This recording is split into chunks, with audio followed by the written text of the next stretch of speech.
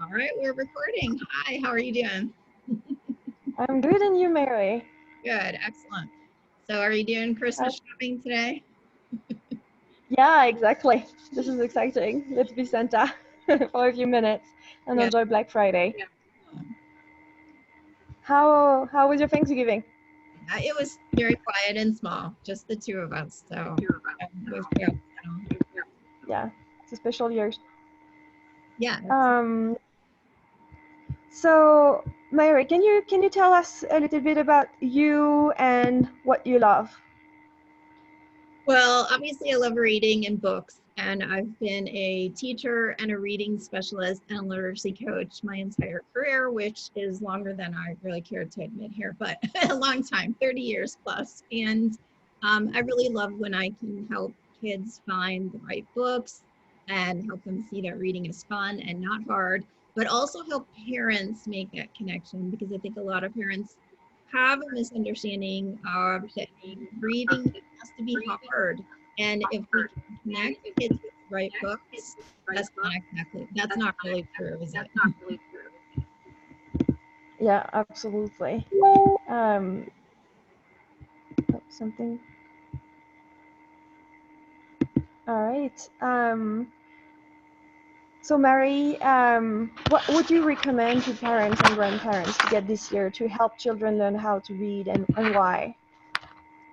Well, in my book, I'm the co-author of Teach a Child to Read with Children's Books. What we recommend first and foremost is just reading aloud to children and finding books that they're interested in. So that could be topics that they love or books that they can really connect to for other reasons. So if you start there, and by making reading fun and inviting and warm and a really safe place, or as Mem Fox says, make reading taste like chocolate, then you Hmm. really can't go wrong. Cool. Um, so, as Santa, what should parents buy to actually create this passion of readings with young kids?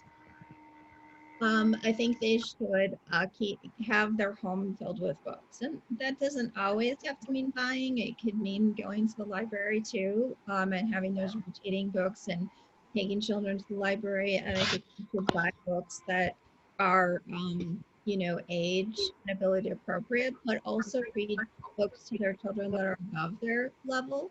So really, Yeah. anything goes when it comes to reading aloud. When it comes to children starting to page through and read books on their own, we recommend that they're books that are easy for them to read, books that start with simple words and things that they recognize, really anything that a child connects to. And you know this with your books, right? When a child connects to something, whether it's their own name, whether it's an animal they love, a city they've visited, that makes the reading so much easier because they already have some words and they already have some background knowledge about what they're reading about. Yeah. I totally agree. I felt that with the books that I just wrote, I feel that my daughter, she keeps asking every day and every day. She's like, "But that's my book. There's Zoe. It's my book." She doesn't want anybody else to read it because it's Zoe's book. Yeah, I totally agree. But and actually, we followed your advice. We've been to the Santa Clara Library, and they have what they call the grab and go books. So Mhm. now we're not allowed to pick the books by ourselves, but they do select, depending on the age level, the books for us. And they give us, I don't know, I mean, I think we picked three different levels, but we came back with three big brown bags with tons of books.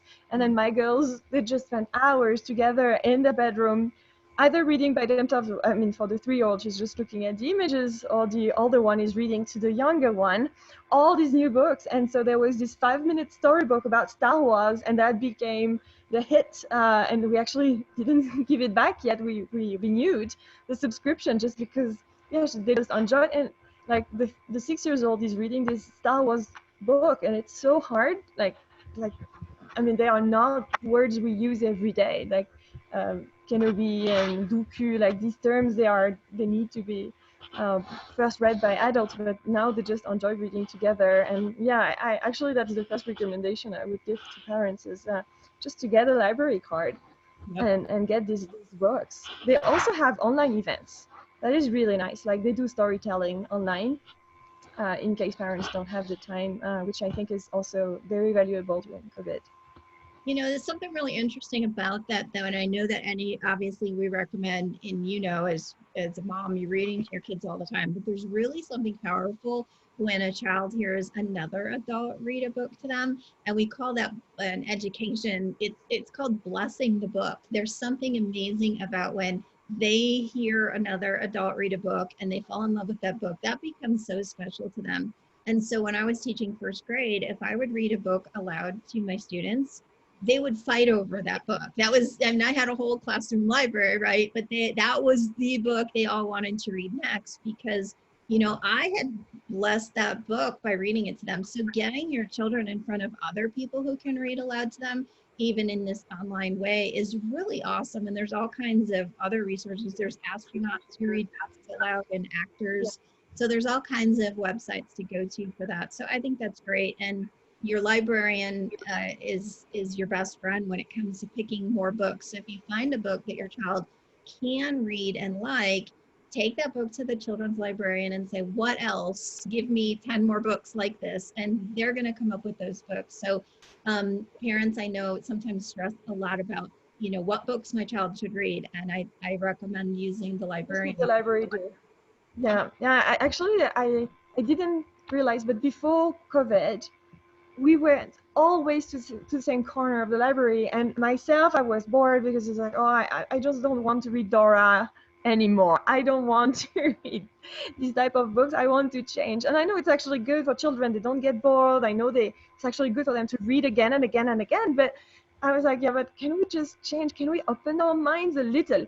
And now with COVID, we just don't have the choice to actually open up because whatever they give us, this is actually what we will discover. And my dear daughter, my 6-year-old, discovered the Diary of the Pug, and like now she's just addicted. She doesn't want to read the first grader books that the teacher is giving. She wants to read the second grader Diary of the Pug, and we actually went on Amazon and bought two of them in addition, just because she was just addicted, and it's really cute as a book. So she does the book that the teacher recommends, and in addition, she reads her own second grader level, although she's in first grade, just because she's passionate about the topic, and that's really really cute. Like even the illustrations and everything. It's really important. And yes, actually online, I was really also happy. What I discovered is like the librarians, as you're saying, when they are reading a story, they read it with different voices, different tones of voice, and they know exactly the books, and they make it even more entertaining. Yes. And I think sometimes for us as adults, we are a little bit tired at night, and we don't find this energy to actually do it. But the librarians during the day, you do it, and they offer magic thanks to that. Yeah, and they really make that story come alive. I had one of my teacher friends I used to teach with, actually hired and trained her, and she came into my Facebook group, Teach a Child to Read, and did a live with the story of the Gruffalo. And she did it just like she would teach her kindergarten students or her kids at home. And it was so much fun to watch her do that because I haven't been in a classroom in a while to do that. So it was really fun to see her do that. But yeah, definitely make it come alive. And I know at the end of the day, I've been there too, where you're just so tired, you could barely keep your eyes open. So, you know, look for other times during the day to read aloud rather than just, you know, at nighttime. It could be while they're taking a bath. It could be while they're eating lunch, in the morning when they're eating breakfast, you know, whenever you can fit that in so that it's not always at that time when parents tend to be the most exhausted at the end of the day. Yeah, I agree. Yeah. For me, when what we do is we just delegate. Like we just switch with my husband. Whoever is the least tired is the lucky one reading the Yeah, story at night. definitely get dad involved too, because usually a lot of the stuff and homeschooling efforts and things like that fall to mom. I know in Yeah. my group it's like 93% women and only 7% men, and really powerful when dad gets involved with read aloud, or grandpa or uncle or whoever, especially for boys too, because they need to see that men love to read. It's very Yeah, I agree. important. Actually, I had a beautiful story where my husband decided to leave work a little bit earlier than usual, and my daughter, as usual, she grabbed one of the books I wrote, and that was this one, Zoe and the Cat, and he was so proud because so she's 3, but she started to decode. She was like, and she was able to say cat, and so even my husband was like, oh, well, like she's starting to read for real. And so I think that was awesome that she could read with her dad, but also daddy was very proud to see the progress her daughter was making. He didn't realize that she was growing so fast and learning so fast. Yeah, So yeah, yeah, and it's really important that, parents often say, my child's not really reading because, she's rereading a book that we've read 10 times or she's got some of the words memorized. But that's not true. That is reading. We don't sit and stop and decode every single word because we have those words now memorized and they're automatic. And that is the beginning of learning to read. That is the start of being a reader. So you will see kids do that at 2 and 3, and that is yeah, something to definitely applaud and be super excited about. My son used to do that at age 2 and had a book memorized, but he did all the emotions and everything like I had taught him to do. And that he was a very early reader. So that really is an important part of becoming a reader. And the more familiar they are with a book, the better. And that's why your books are amazing for that, because they're in the book, their names in the book. This is a familiar, safe place for them to practice their reading skills, yeah, right? yeah, yeah. It's been amazing. I had awesome testimonials where the opposite, actually, like 6 years old readers that never wanted to read by themselves, then they received the books and they actually read for the first time my books because they were, this is my name, how is it possible? And Yeah, you can see the light in the eyes of the children and on the face, like, oh, but I'm in the book. I am the hero. And that creates a really strong connection. Plus, the books are made simple so that it builds confidence for them to read. And like recently a mom was telling me that her daughter who's 6 never accepted to read by herself. She actually finished the set, that's and now amazing. she's confident enough to read other books. So yeah, Yeah, beautiful testimonials. I think when you create a connection, as you said, you manage to have strong readers. that's really amazing. I think that's a great testimonial. And I think that's so important. What you said also is that the page is simple, like you just showed. There's color there though. It's fun, it's inviting, the words, but we want that very simple, a few words on a page that are easily matched to the pictures so that children can start to recognize these words, these little squiggly lines, they represent something real in the world. And that's important that we're ramping up those type of books, that we're not trying to get a 6-year-old to read something with too many words on a page. That feels very overwhelming. Just as if you and I were going to go like dive into some medical textbook or something. That would be, I mean, unless you're a doctor, I don't think you are, but that would be hard. Or a law book, that's a big leap from what we normally read. So with children, we want to start babies, it's pictures, then one word on a page, then a couple words, and then rhyming and predictable, and always that strong connection to the pictures.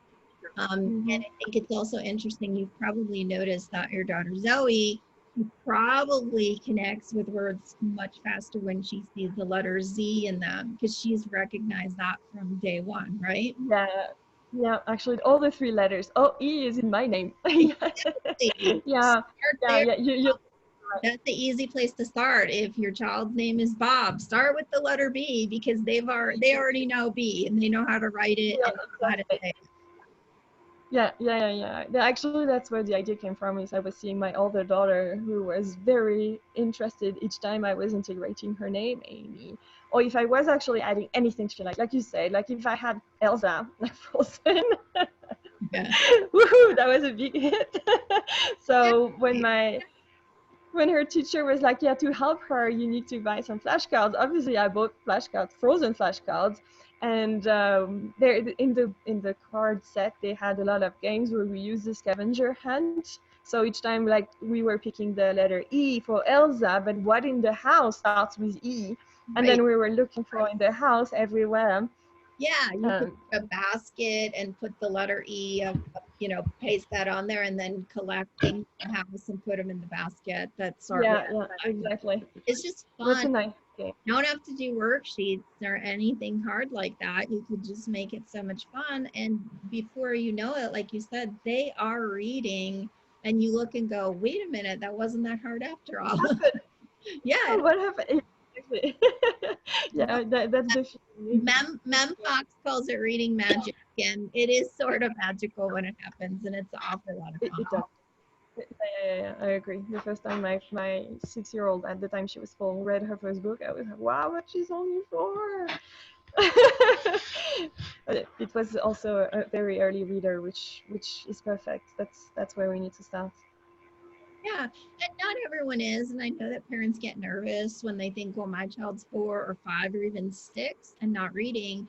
But my second son, he was 7.5 before he was reading on his own.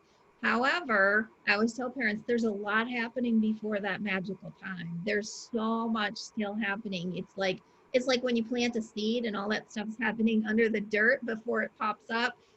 Still continue to do the things that we teach parents to do, because that's still going to pay off there. That even if your child's 6 and not reading yet or on their own, they are learning to read. It's just all happening under the soil right now. At 6, I didn't know how to read. I didn't know my letters. Like I think things change, and I think there are a lot of expectations on parents now. Like at 6, you need to read, and I see it actually. The teachers, they are pushy, Yes. very pushy, and it's very easy for teachers to label children a slow learner. That's not the way to give confidence in children, and Right. that's difficult. I mean, my 3-year-old, my older one, she was considered a slow learner, and I took it very badly because I was also a slow learner. So I was like, okay, great. What can we do about it? And I just started to be a little bit more involved into her teaching, and I was able to find some games that were actually fun.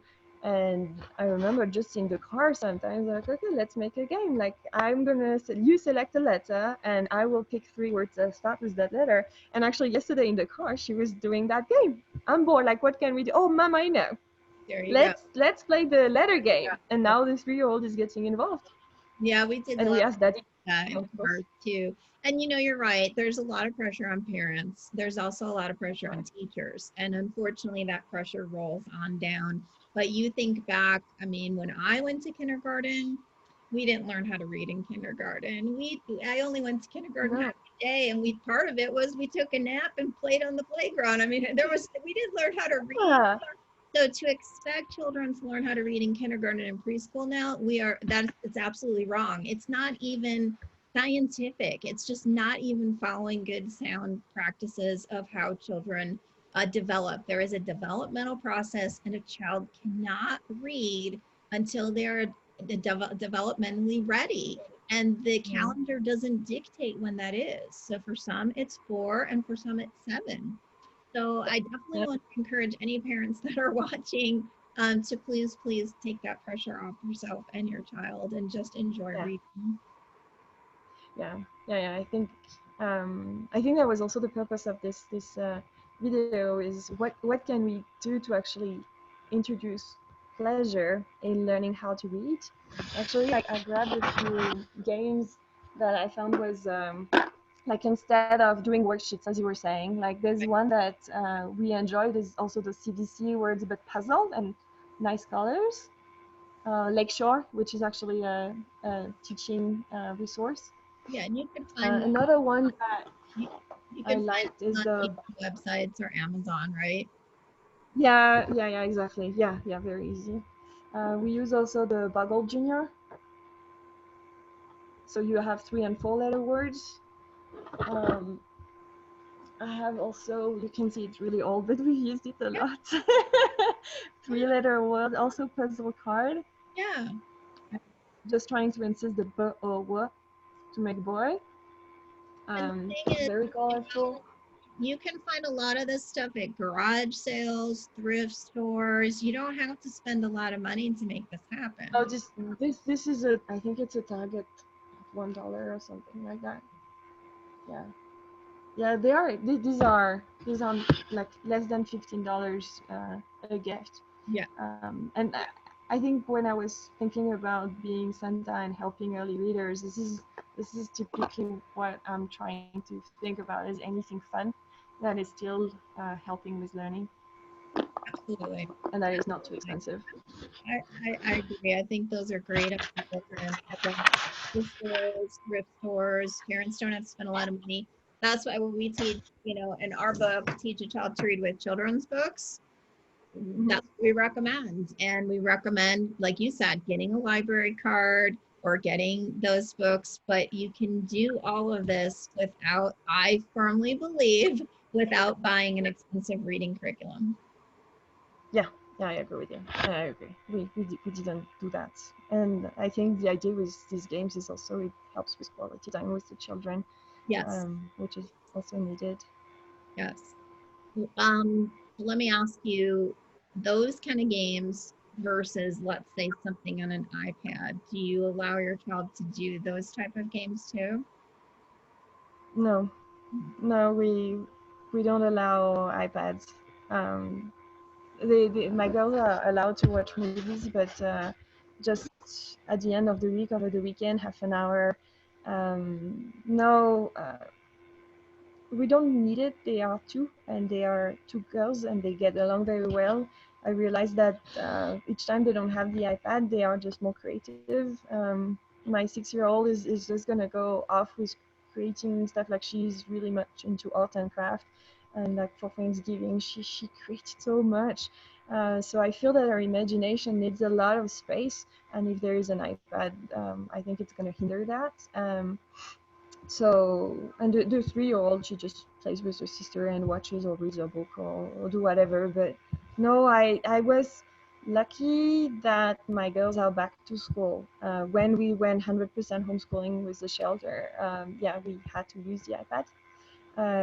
But now that they're back to school, we removed it. Yeah, I think that's awesome. And I like what you said about sometimes too much technology can hinder their creativity. And I know that there are some games online that are okay, but I really encourage parents to do very little of that technology and handheld devices, and do the kind of games where children are touching and feeling, like those games you showed, or creating their own flashcards and things like that. So I just wanted to kind of put that out for parents as well, as they're Yeah, selecting options and yeah, mediums that's true. for learning. Yeah. Yeah, I have some friends that like, but I need the iPad time to have the opportunity to cook, for instance, or just to have time for myself, and that's totally fine too. I've been lucky that my girls get along very well and they entertain themselves. We may have been pushing a little when they were asking for the iPad, and we were like, well, no, it's not the rule to have the iPad every day. It was actually a challenging transition after the shelter, not to have it. But luckily, because they went back to school and they were used to not having the iPad during school time, they just understood. It's like, okay, fine, we can do something else, and they spend instead an hour in the bath together at night, and they just enjoy in their creative world, imaginary world. I see sometimes when I'm at restaurants and I see a small child with an iPhone or an iPad, and immediately my thought is just simply, that could be a book. Like, just Yes. keep books with you. Keep a bag of books in the car, and keep books when you go to grandma's, and just keep books so Or that coloring books. coloring books. Must Yeah, coloring books. so that it doesn't always have to be the default as for the handheld Yeah. device. Yeah, I agree. And actually, we went to the Santa Clara Library, got our big bags, and then went to Trader Joe's. There was a big queue. I was like, whoa, wait, let's go back to the car and get some books. There you go. And you had the two girls, they were sitting on the ground reading some books, and then moving one by one class at a time. But they were happy. They were reading Star Wars. I mean, the one they just discovered, and There's so in many, the there's time, in so the many waiting room. places. Yeah, you can sneak reading into a lot of places, and that's just important, I think, for parents to remember. Jim Treely's The Read Aloud Handbook he gives all kinds of great tips about that, like where you can sneak books into the home, even at the breakfast, because they're busy eating their cereal. They're going to grab that joke book or that magazine. And trust me, I did it with my kids, and they're going to read. I put them in the bathroom, just have books everywhere in the house. Oh yeah. We have only one bathroom in the house. I'm not sure I will put the books in the bathroom because with my girls, I will never have access to the bathroom. But I understand. Yes. I think if you have more than one bathroom, this is possible. Yeah, with kids, that's helpful. But I did the bathroom for a long time. I understand. Yeah. No, my girls are like the bathroom is a real bottleneck. So the books. So what we did actually, the girls now sleep in the same bedroom. And so the younger girl, we turned her bedroom into a library. So That's now there's just a really cabinet with awesome. just questions and like books everywhere. Oh, So yeah, that's awesome. Do you have a picture of it on Facebook? yeah, I have, yes, on Instagram mostly. Yes, I have pictures Oh, okay. of them with piles of books that are really in complete mess. That's awesome. But yeah, they have a lot of choices. I think like that was really good to discover that the Santa Clara Library, and I know a lot of libraries started this idea of grab and go books. I love it. I love it. I mean, like myself also, I was happy to have this diversity into reading. It was not always the same book 50 Yeah, times. I think that's great too, because I know I remember my son would always gravitate towards just the animal books, and I'd be like, well, let's explore these picture books. And so that is a good way to introduce them to other things they may not have thought they would like. But I'm so glad that your library is doing that, because I know here some libraries are still closed and not doing There very are, yeah, a lot are, yeah, a lot. The neighborhood library was not open. We had to do some research online to discover which ones were open. okay. Yeah. Yeah, I know it's Yeah. tough right now, but more important than ever to utilize the resources that you have to get books into the hands of children, right? Yeah. Okay. All right. Well, that was lovely to speak with you, Mary. Thank you so much. Thank you. I hope everybody has a wonderful holiday season. And if you guys need more ideas about what kind of books to purchase, just let us know. Yep, absolutely. Happy holidays. Bye bye.